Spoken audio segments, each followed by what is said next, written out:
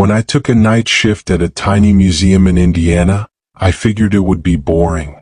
Just me, a flashlight, and rows of dusty artifacts. But on my first night, the manager handed me a strange rule book. Not employee policy. Not safety procedures. Rules like, never look at the painting if her eyes are open, and do not follow the sound of footsteps past midnight. I thought it was a prank. But then the eyes moved, and the footsteps began. Here's what happened my first night. My name's Carter. After moving to rural Indiana for a fresh start, I applied to be a night guard at the Holloway County History Museum. It's a small place, 3 floors, old hardwood creaking under every step.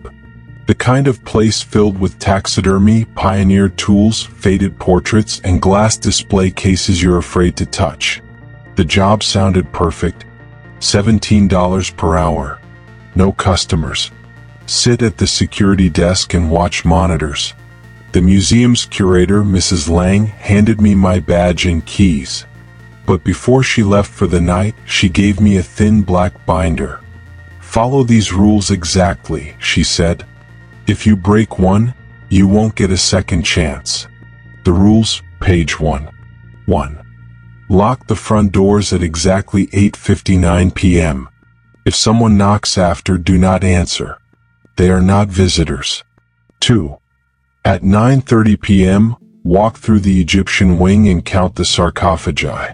If there are more than 4, leave the wing and do not look back. 3.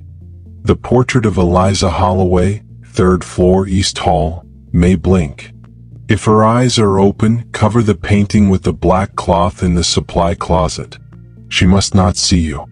4. If you hear footsteps after midnight, remain at your desk. The footsteps are not coming from inside the museum. 5. At 1 a.m., check the glass display of antique dolls. If any have turned to face the exit, quietly whisper, "You're not going home tonight." They will turn back. 6. Do not let the janitor inside. There is no janitor scheduled at night. 7. If you see a second black binder, destroy it immediately. At 9:30 p.m., the museum felt fine at first. Dim lights. Silent halls. I entered the Egyptian wing as instructed. A single sarcophagus lay in the center display case. Ornate, golden, carved with hieroglyphs. I counted. 1, 2, 3, 4. Wait. 5. There was another propped against the far wall. One I didn't see at first. It wasn't ornate like the others. Just blackened wood. Carved crudely. Almost splintered. I felt cold. Rule 2 flashed in my mind. If there are more than 4, leave the wing and do not look back. I walked out fast. From behind me, I swear I heard fingernails scraping wood. At 10:07 p.m., I went upstairs to check the East Hall. Eliza Holloway's portrait stared back at me from the far wall. Her eyes were closed. Oil paint cracked slightly from age. I turned to leave, but the air changed. Heavy. Warm. When I glanced back, her eyes were open. Pale gray. Watery. Blinking. My flashlight shook in my hand. I bolted for the supply closet, grabbed the black cloth and tossed it over the painting. From beneath the fabric, I heard a soft voice.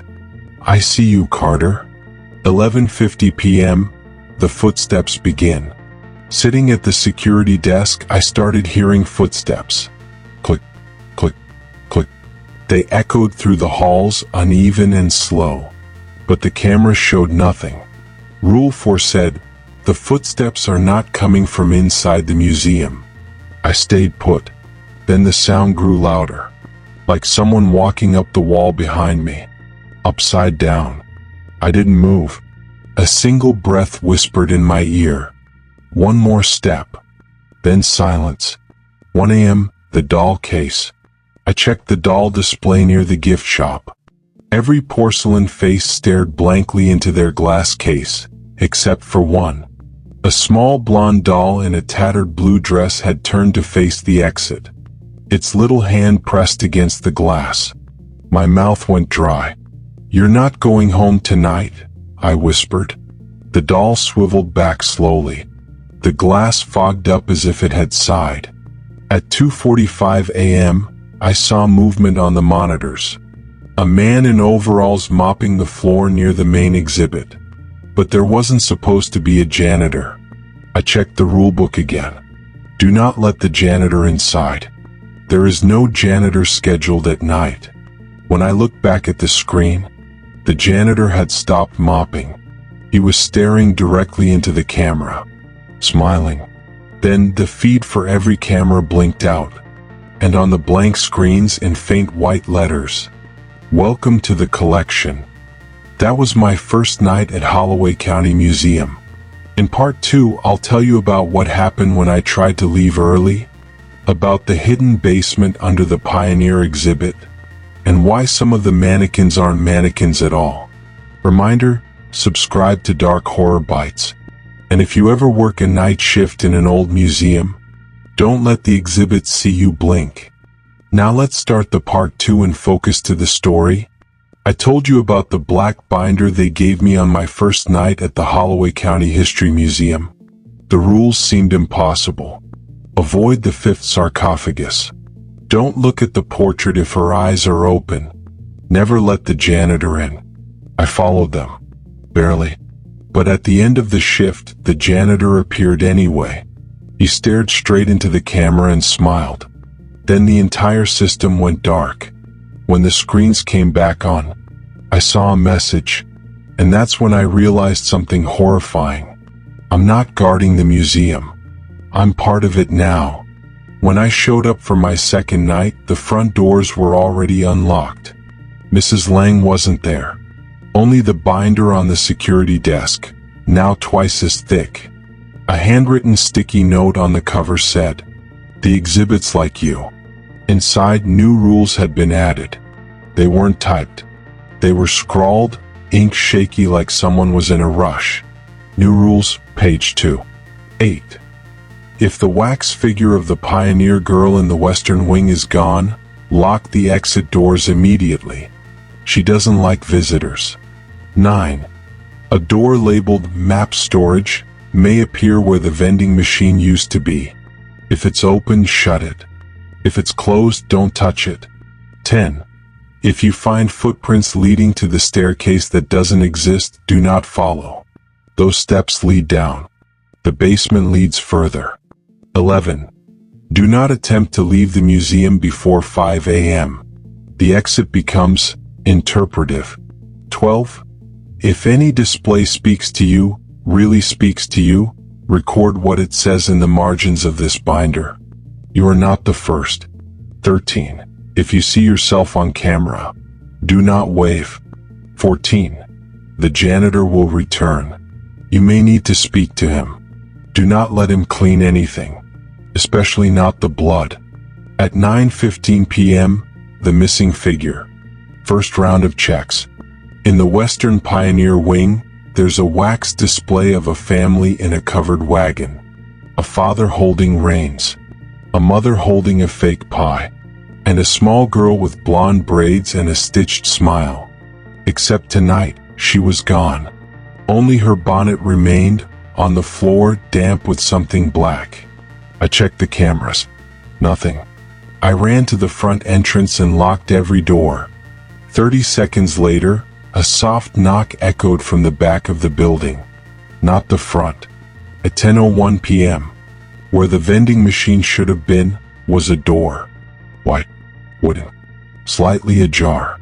A brass plate read, "Map storage, staff only." It wasn't there yesterday. I stepped closer. The door pulsed. Not physically, but in my mind. Behind it, I heard whispers. Paper shifting. Something crawling on old ink. I closed the door gently. It clicked shut. And vanished. Just blinked out of existence. Like it had never been there. At 11:14 p.m., the Hall of Heads is a creepy old wing, portraits of founding townsfolk, all beady-eyed and judgmental. But tonight, all their heads had turned. Not in the paintings. in the reflections of the display glass. Every single one stared directly at me, but only in the reflection. And behind their images I saw someone standing. The janitor. Just a glimpse. But his mop was upside down, mopping the ceiling. And the blood never dripped. At 12:22 a.m., back near the Civil War exhibit, there's a mannequin of a Union soldier standing next to an artillery model. As I walked by, I heard a raspy voice. "You buried the wrong one." I froze.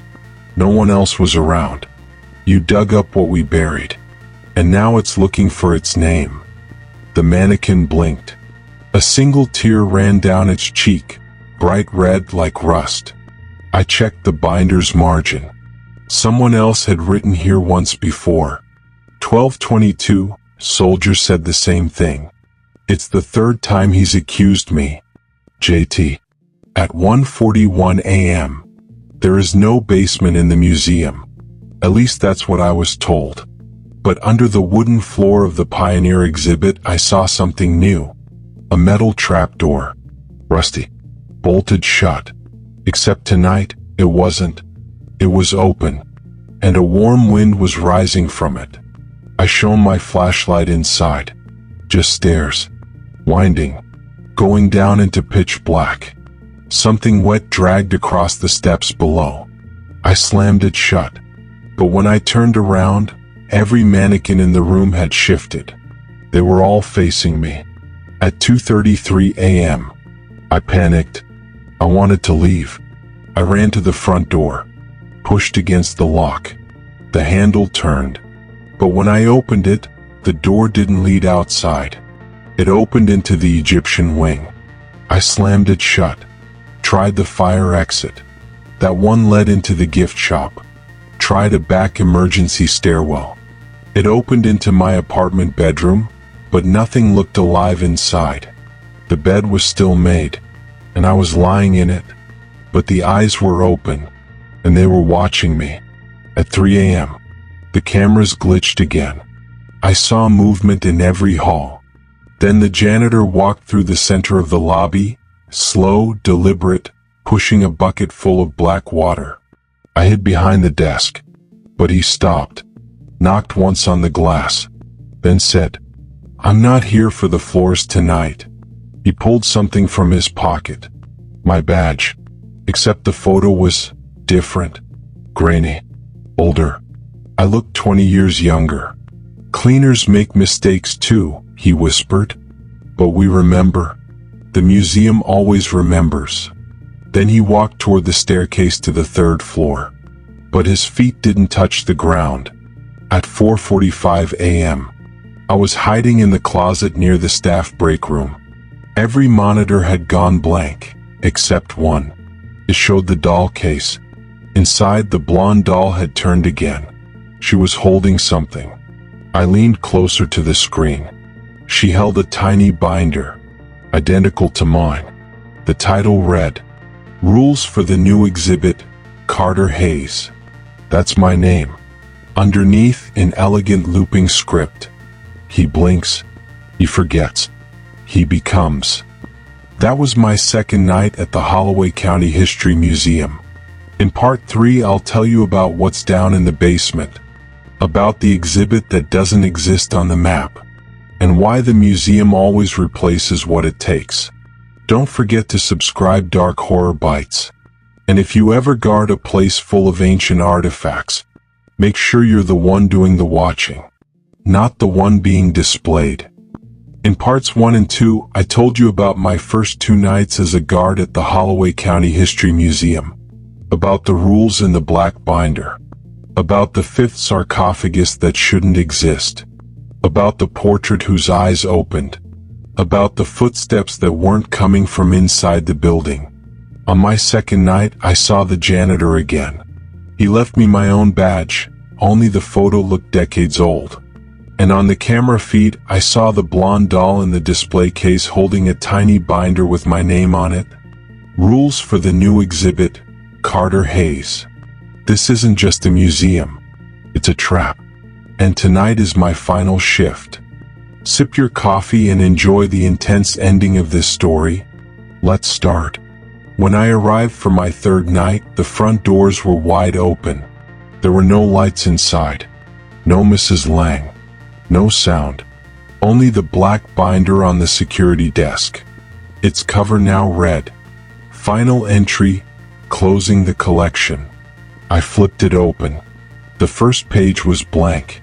The second page was written in a shaking hand. "Tonight, the museum finishes your exhibit. Follow these last rules carefully. It may not be enough. New rules, final page. 15. If the mannequin of yourself appears in the lobby, do not speak to it. Do not touch it. Do not let it see you breathing. 16. If the janitor offers you a mop, decline politely. The mop is not for cleaning. 17. At 3:03 a.m. the power will fail. You must go to the basement. There is no other way forward. 18. You may hear crying from the pioneer wing. Do not comfort her. She is older than the museum itself. 19. Before 5 a.m. you must choose. Become part of the collection or burn the ledger. Both have consequences. Neither leads home. 9:17 p.m. The mannequin of me. I walked into the lobby to start my first round. And there it was. A perfect replica of me standing stiffly in the center of the room. Same uniform. Same badge. Same tired eyes. It stood with its mouth slightly open, like it wanted to speak. I held my breath. As I stepped back, its head twitched in my direction. The lips moved silently. Then it whispered, "Don't breathe, or I'll replace you." I backed away. The sound of a camera shutter echoed through the lobby. When I turned, there was no photographer. At 11:29 p.m., on the second floor camera, I saw him, the janitor, pushing his mop bucket full of black water. He was humming this time, a tune like an old lullaby. When I walked past the stairwell, he was waiting for me. "It's your turn," he said, holding the mop out. I remembered Rule 16, decline politely. "No thank you," I said. He smiled wider than humanly possible. "Good boy. But someone has to clean up the spill." From behind me, I heard a wet slosh. When I turned, there was a trail of footprints leading down into the basement. At 3:03 a.m., the lights went out. Total darkness swallowed the museum, and I knew it was time. I grabbed the flashlight and unlocked the trapdoor under the Pioneer exhibit. The air below smelled like old wood and rot. The stairs creaked as I descended. Far below, faint lights glimmered like candles, and I heard voices, familiar voices, my own voice. The basement wasn't empty. It was a labyrinth of glass cases. Each one held a figure, perfectly still, eyes open. The first was the janitor. The second was Mrs. Lang. The third was me. My reflection in the glass blinked, then smiled. A plaque under the case read, "Carter Hayes, Night Guard 1987, present. Donated by the museum itself." At 4:45 a.m., at the center of the basement was a pedestal. On it sat a massive leather-bound book, the ledger, open to a page with my name. A candle burned beside it. The black binder had said, "Before 5 a.m. you must choose, become part of the collection or burn the ledger." I reached for the book, and the mannequins began moving. Every glass case opened. They stepped out, surrounded me. They spoke in unison. "Choose, choose, choose." I held the candle to the ledger. The paper curled, caught fire. Screams filled the basement, not from the mannequins, from the museum itself. The walls bled. The lights burst. And I ran. Up the stairs. Through the Pioneer wing. Down the lobby. Out the front door. The sun was rising. But as I crossed the parking lot, I turned back. The museum wasn't there anymore. just an empty cornfield. And in the soil, rows of glass cases half buried. One of them had my face inside. That was my third and final night at the Holloway County History Museum. Or maybe it wasn't. Sometimes I see glassy reflections where they shouldn't be. In windows, in puddles, even in my own eyes. And sometimes I hear faint whispers. Welcome to the collection. If you ever take a job guarding a museum, make sure the exhibits don't guard you back. Subscribe to Dark Horror Bytes for more type of true creepy and dark night sleep stories.